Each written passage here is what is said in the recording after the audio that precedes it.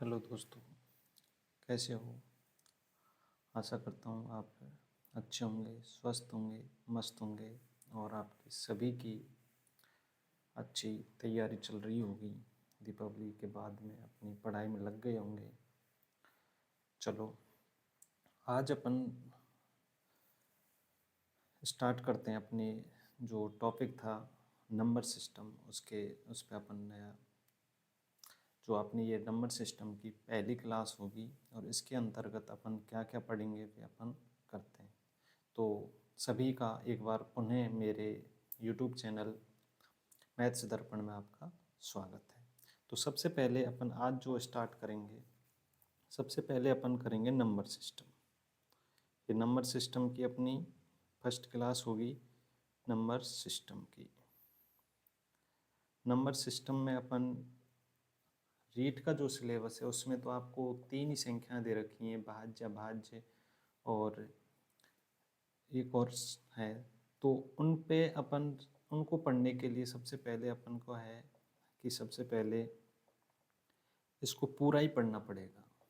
ये रीड के लिए तो है ही है, लेकिन सभी और जो अपने वीडियो है, पटवार है, इन सब के लिए भी ये यूजफुल होगी।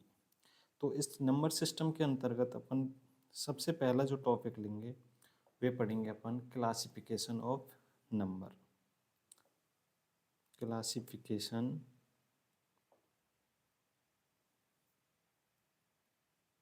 ऑफ नंबर यानी कि अपन जो संख्याओं का जो वर्गीकरण है उसको अपन पढ़ेंगे। पहला टॉपिक जो अपना नंबर सिस्टम है उसमें ही सब टॉपिक है classification of number. Classification of number के बाद अपन जो दूसरा पढ़ेंगे, दूसरा जो सब टॉपिक होगा नंबर सिस्टम का, वे पढ़ेंगे अपन यूनिट नंबर। क्या पढ़ेंगे? Unit number. ठीक है। यूनिट नंबर के बाद में अपन जो तीसरा जो टॉपिक है सब टॉपिक, उसको अपन पढ़ेंगे अपन यूनिट नंबर के बाद पढ़ेंगे अपन जीरो की संख्या, या इसमें तो अपन क्या पढ़ेंगे? इकाई के अंक, इकाई का अंक।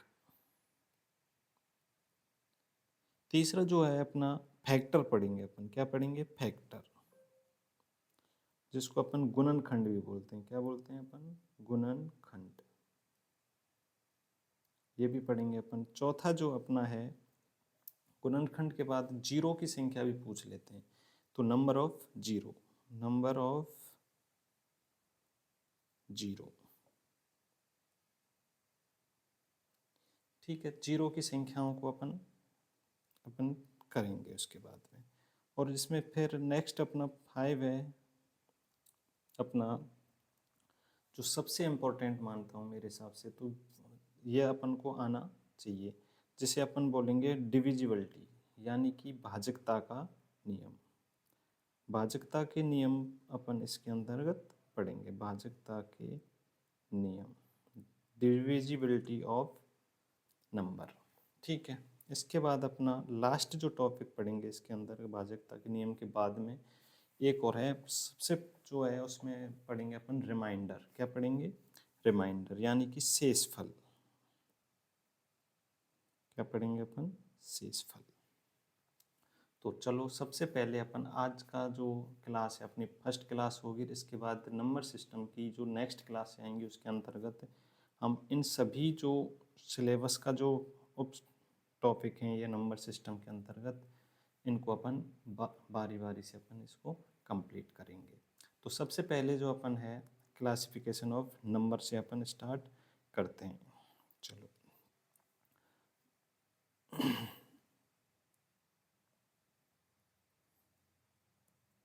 तो पहला जो टॉपिक है आज अपना, वह है अपना पहले क्लासिफिकेशन ऑफ नंबर।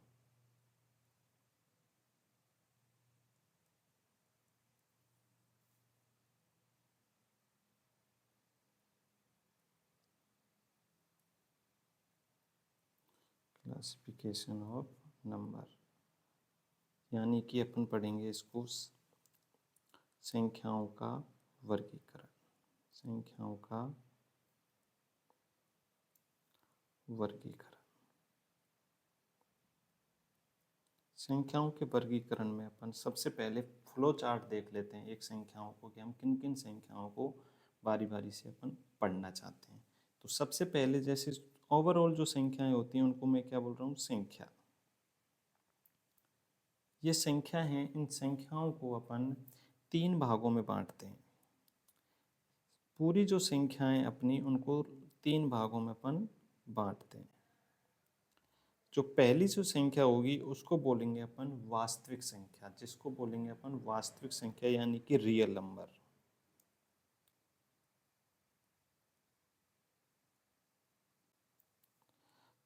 वास्तविक संख्या,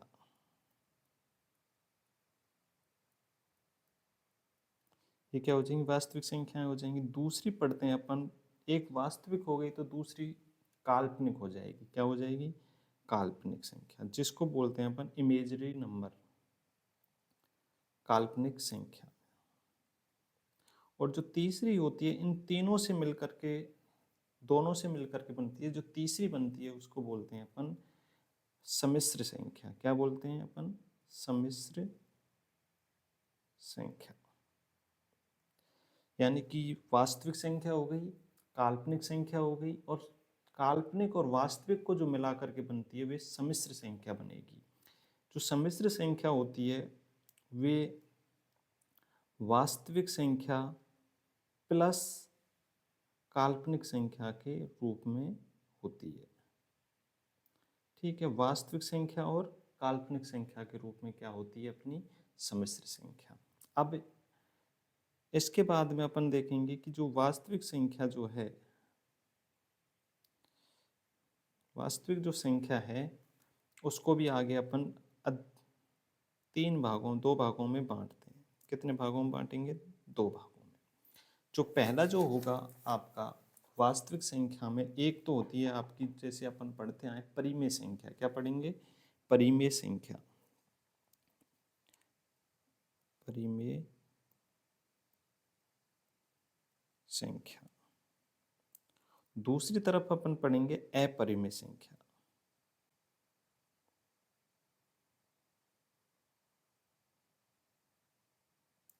परिमेय संख्या, परिमेय संख्या को बोलते हैं अपन रेशनल नंबर। क्या बोलेंगे, रेशनल नंबर, इरेशनल नंबर।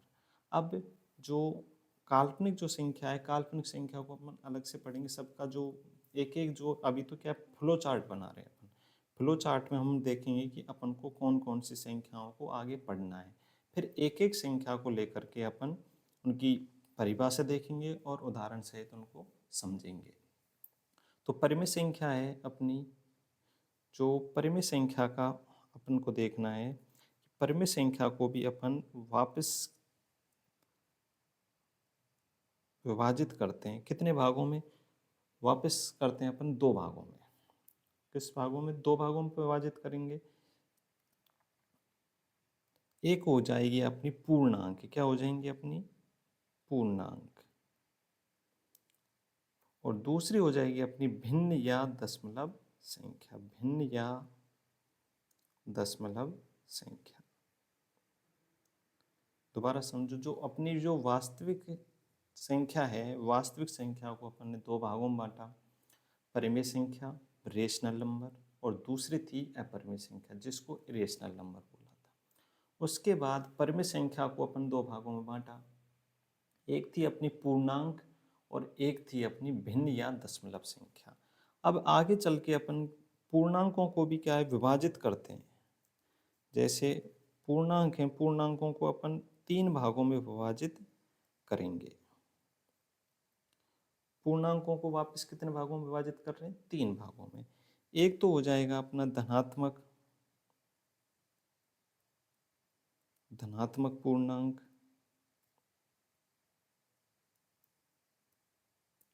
दूसरा हो जाएगा अपना 0, और तीसरा हो जाएगा अपना ऋणात्मक पूर्णांक,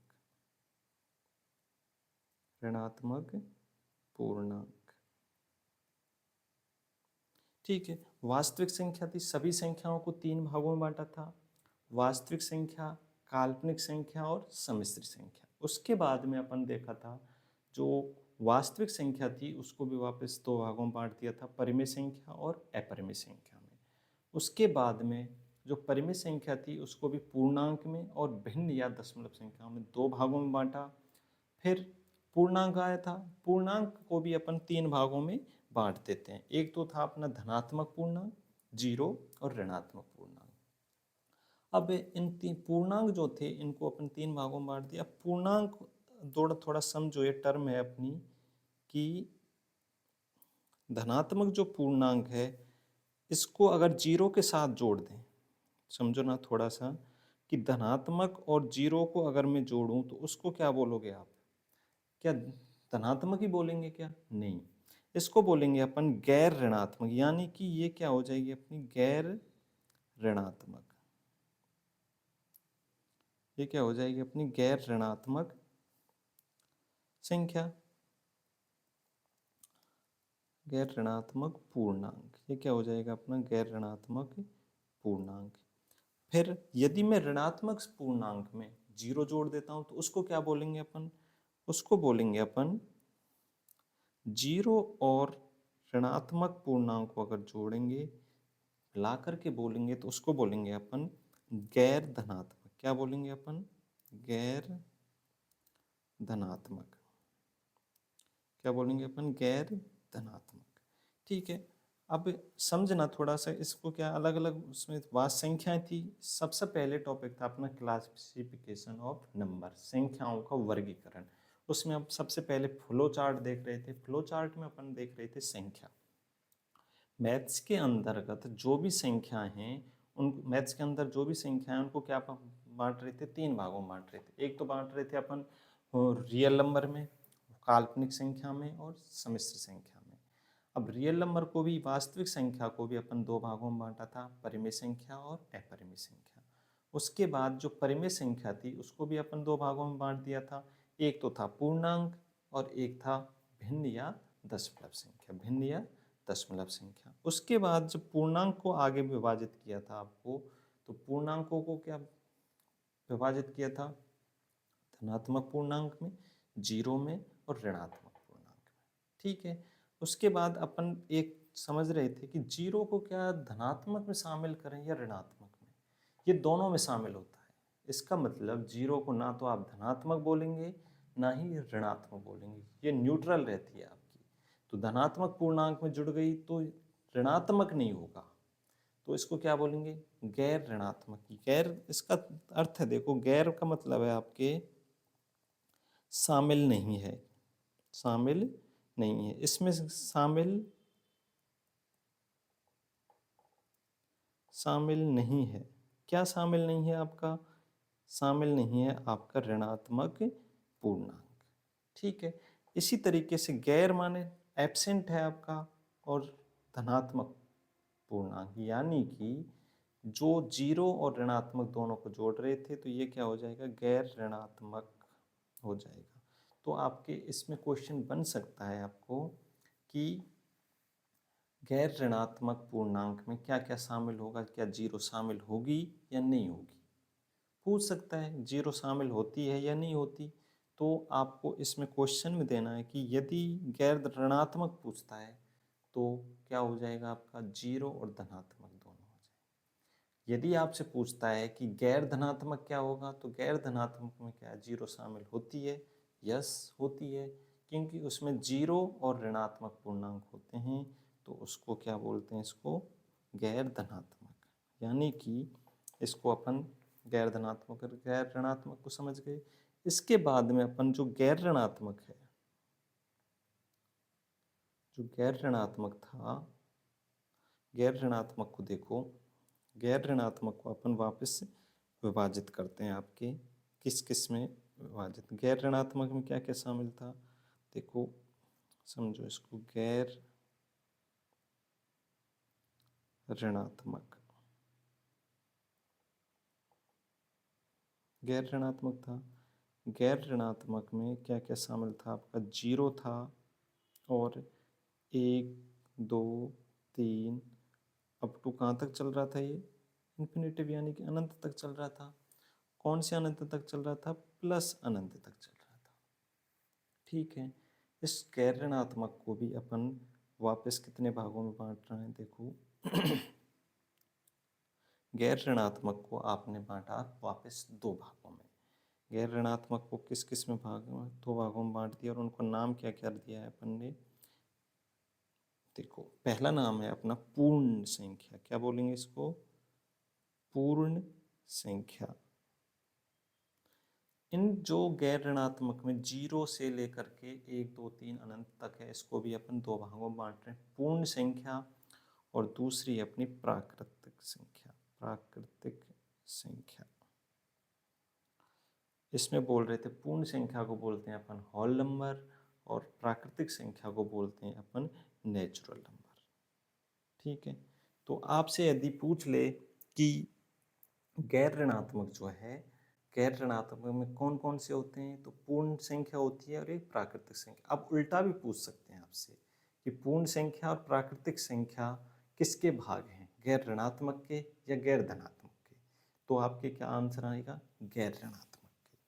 ठीक है, उसके बाद में जो अपने नेचुरल नंबर थे,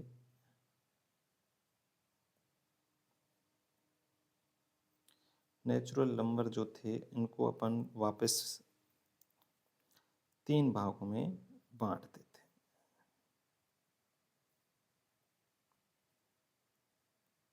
तीन भागों में बांटा, तो तीन भागों में कौन कौन से थे, प्राकृतिक संख्या को वापस तीन भागों में अगर हम बांटते हैं तो क्या होगा, देखो अपना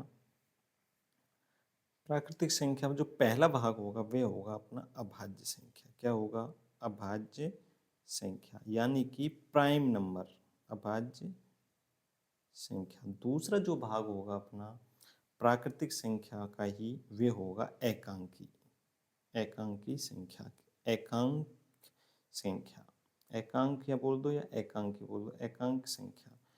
दूसरी हो जाएगी अपनी भाज्य संख्या, जिसको बोलते हैं अपन कंपोजिट नंबर, कंपोजिट भी बोल सकते हैं इंग्लिश में तो। और अपना भाज्य को एक नाम और देते हैं अपन संयुक्त संख्या, क्या नाम देते हैं, संयुक्त संख्या।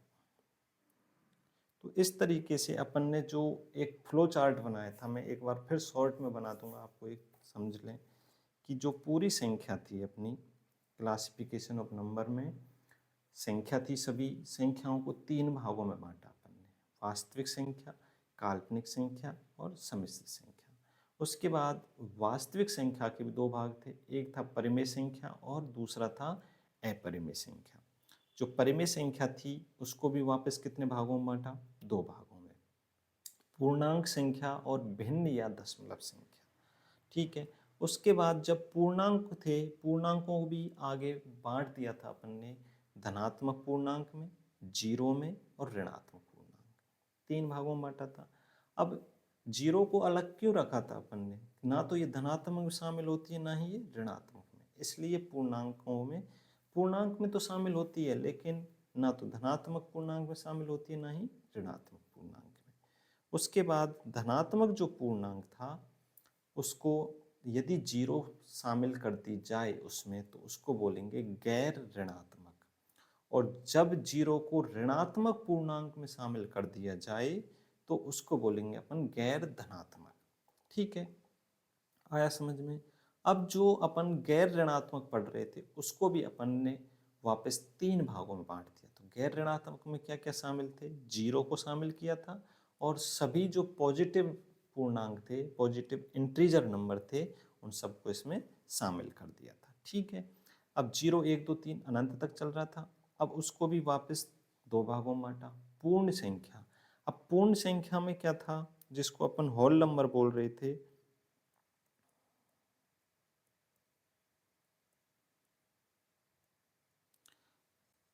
इसको और प्राकृतिक संख्या, प्राकृतिक संख्या को नेचुरल नंबर बोल रहे थे। नेचुरल जो नंबर था उसको वापस अपन तीन भागों में बांट रहे थे, अभाज्य संख्या, एकांक और भाज्य संयुक्त संख्या। ठीक है, तो इस तरीके से अपन इस फ्लो चार्ट को वापस एक बार छोटे से रूप में आपको देख लेते हैं। चलो देखो,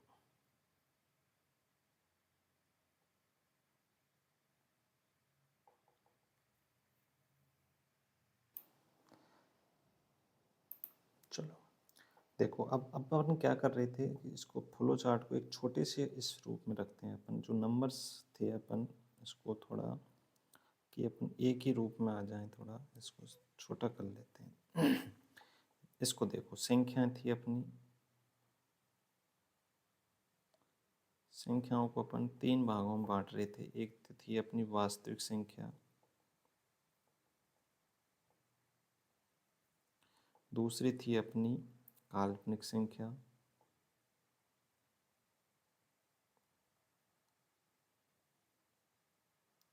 और तीसरा था अपना सम्मिश्र संख्या।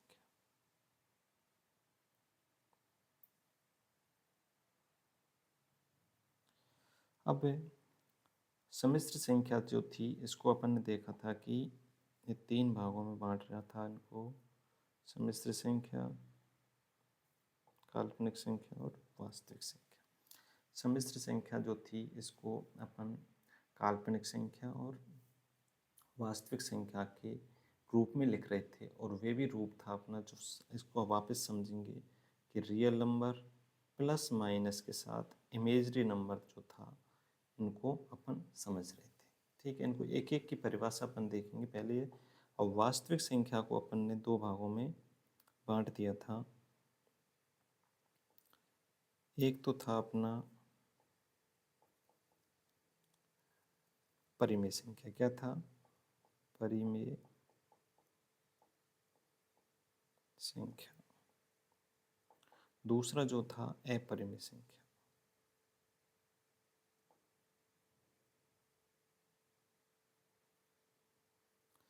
ठीक है, उसके बाद जब परिमेय संख्या को भी आगे अपन बांट रहे थे, दो भागों में बांटा था इसको। परिमेय संख्या को दो भागों में बांटा था, एक तो था अपना पूर्णांक और एक था अपना भिन्न या दशमलव संख्या, भिन्न या दशमलव।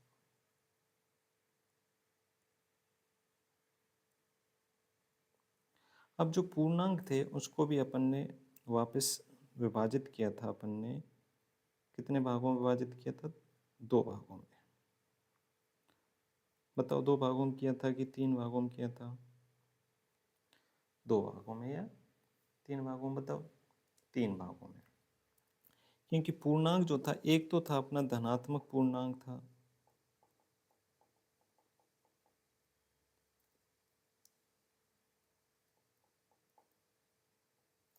एक था अपना जीरो और एक था अपना ऋणात्मक पूर्णांक। ठीक है ना, ऋणात्मक पूर्णांक। ठीक है, उसके बाद अब जो धनात्मक और जीरो जो थी इनको अपन ने क्या बोला था? बताओ। इसको बोला था अपन ने गैर ऋणात्मक। क्या बोला था अपन ने? गैर ऋणात्मक।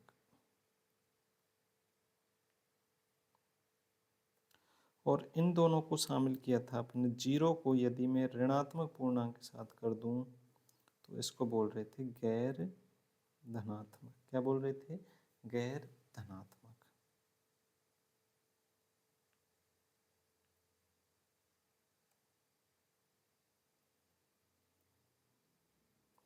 ठीक है, गैर धनात्मक पूर्णांक बोल रहे थे। उसके बाद नेक्स्ट अपन थोड़ा सा और देखते हैं। गैर ऋणात्मक जो था उसको भी अपन ने कितने भागों में बांटा था? दो भागों में बांटा था। एक तो था अपना पूर्ण संख्या। क्या थी अपनी? पूर्ण संख्या। और एक थी अपनी प्राकृतिक संख्या, होल नंबर और अपना नेचुरल नंबर। ठीक है, उसके बाद पूर्णांक के बाद प्राकृतिक संख्या को भी वापस तीन भागों में अपन ने विभाजित किया था। पहला था अपना अभाज्य संख्या। क्या था अपना? अभाज्य संख्या। दूसरा था अपना एकांक संख्या, अभी आपको बताएंगे कि क्या क्या आता है इसमें। और तीसरा है अपना भाज्य या संयुक्त संख्या। भाज्य या आप क्या बोल रहे थे इसको? संयुक्त संख्या। तो ये अपना फ्लो चार्ट हो गया कि इसके अंतर्गत हमने क्या क्या पढ़ा था। सम्मिश्र संख्या थी, काल्पनिक संख्या थी, वास्तविक संख्या थी। अब इनकी परिभाषा देखेंगे अपन, एक एक को उठा करके इनकी परिभाषा अपन देखेंगे। ठीक है, चलो अब अपना संयुक्त संख्या तक हो गया था। इसके बाद अपन देखते हैं पहला जो है अपना संख्या थी, संख्या जो थी होल नंबर, पूरे जो नंबर थे अपने संख्या मैथ्स के अंदर, उनको 3 भागों में विभाजित किया था। पहला जो विभाजित था वह था अपना वास्तविक संख्या। पहली जो थी अपनी, उसको अपन पढ़ते हैं। ठीक है, इसको थोड़ा अपन वास्तविक संख्या क्या पढ़ेंगे अपन, वास्तविक संख्या।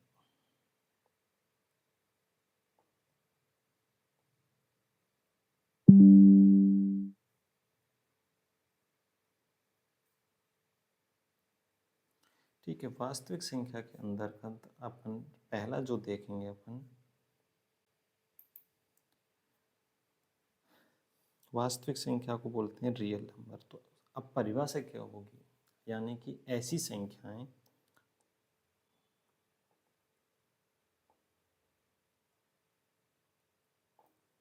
जिनको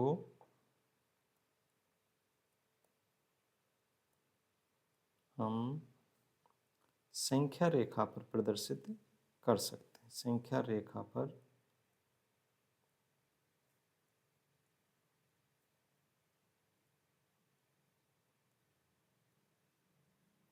प्रदर्शित कर सकें।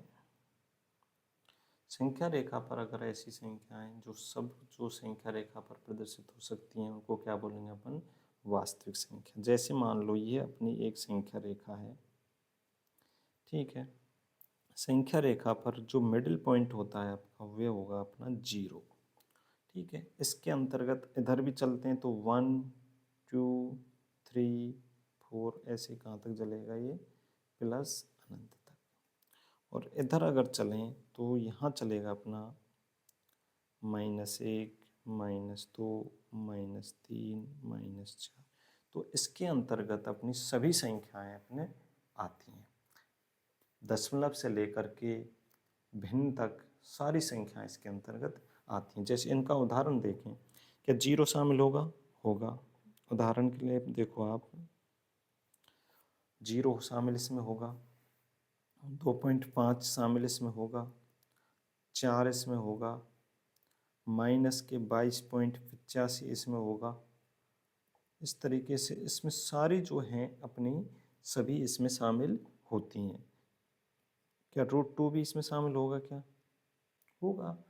सारी चीज़ें वास्तविक संख्या के अंदर संख्या रेखा पर सब जो √2 को भी अपन प्रदर्शित कर सकते हैं। भाई √2 का मान कितना आता है, 3 पॉइंट कुछ आता है, तो उसको इसमें प्रदर्शित कर सकते हैं। तो ये क्या हो जाएगी अपनी संख्या रेखा।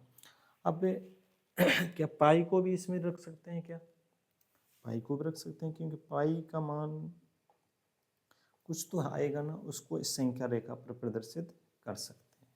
22/7 आएगा तो भी इसको रख सकते हैं। तो इसमें क्या आ जाएगा अपना, ये सभी क्या हो जाएंगे, वास्तविक संख्या हो जाएंगी। ठीक है, ये अपनी वास्तविक संख्या हो गई। जो दूसरा अपन प्रकार पढ़ रहे थे वे थी अपनी काल्पनिक संख्या। क्या थी अपनी काल्पनिक संख्या। काल्पनिक संख्या को अपन बोल रहे थे इमेजनरी नंबर। क्या बोल रहे थे, इमेजनरी नंबर। तो इमेजनरी जो नंबर है, मात्र कल्पना मात्र है, उसका कोई भी अपनी इस जो अपनी संख्या में कोई वजूद नहीं है, केवल कल्पना है उसकी। तो कल्पना काल्पनिक संख्याओं को बोलते हैं अपन इमेजनरी नंबर।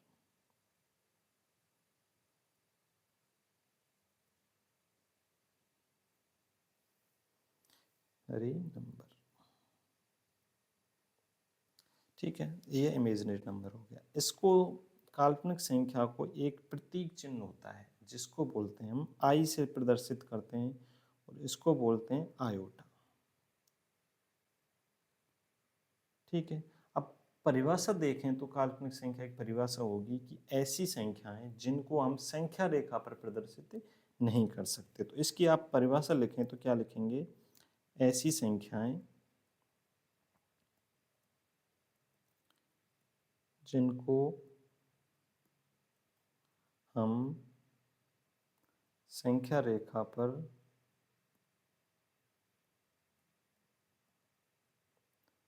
प्रदर्शित नहीं कर सकते। कर सकते हैं वे तो वास्तविक संख्या हो गए, नहीं कर सकते उनको बोलते हैं अपन काल्पनिक संख्या। प्रदर्शित नहीं कर सकते उन्हें क्या बोलेंगे अपन, काल्पनिक संख्या बोलेंगे। अब इसके चार देखने हैं। आयोटा जो होता है, आई का मान पूछ लिया आपको कितना आएगा, तो आयोटा का मान होता है -√1, -√1, यानी कि अंडर रूट के अंतर्गत -1, यानी कि ये हो गया अपने रूट के अंतर्गत -1 आना चाहिए, तब तो ये आयोटा है। आयोटा स्क्वायर का मान पूछे आपसे तो क्या आएगा, -1। ठीक है, उसके बाद यदि आयोटा क्यू का मान पूछे तो माइनस आयोटा, और आयोटा 4 की घात पूछे आपको तो आपका मान आएगा 1। ठीक है, तो ये अपना चार आपके एग्जाम में पूछ सकते हैं कि आयोटा का मान कितना होता है। और नेक्स्ट जो संख्या है आपकी, उसको अपन देखें। तीसरी जो संख्या थी सम्मिश्र संख्या थी, क्या थी, सम्मिश्र संख्या।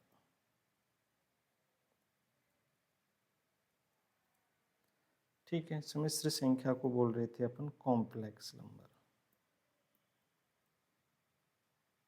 ठीक है, इसमें क्या पढ़ रहे थे अपन, जो सम्मिश्र संख्या होती है वो वास्तविक संख्या और इमेजरी संख्या का प्लस माइनस के साथ योग होता है। यानी कि जो भी संख्या मिलेगी आपको प्लस माइनस के साथ ही मिलेगी। तो इसकी परिभाषा होगी कि वास्तविक और काल्पनिक संख्याओं से मिलकर के जो संख्या बनेगी वे भी किसके जोड़ के साथ, प्लस या माइनस के योग के साथ में। ठीक है, तो उसको बोल रहे थे अपन, जैसे कि 5 + (-5), तो ये क्या हो जाएगी अपनी सम्मिश्र संख्या हो जाएगी। और काल्पनिक संख्या सारी जो हैं अपनी अंडर रूट वाली जितनी भी संख्याएं आएंगी ये क्या होंगी, इसके उदाहरण होंगे। ठीक है, ये अपनी क्या हो जाएंगी, यहाँ तक कि आप -4 भी करोगे ना, ये भी क्या मानी जाएगी, अपनी काल्पनिक संख्या ही मानी जाएगी। तो सम्मिश्र संख्या हो गई, ये हो गया प्लस माइनस के साथ, या फिर ऐसे भी दे सकता है आपको 3 - आयोटा 8 + 3 आयोटा, तो ये सभी क्या होंगी अपनी सम्मिश्र संख्या। तो थैंक यू। अगर आपको वीडियो अच्छी लगे तो आप लाइक और शेयर ज़रूर करें, और अगर किसी भी समस्या आए तो कमेंट करके ज़रूर बताएं। Thank you.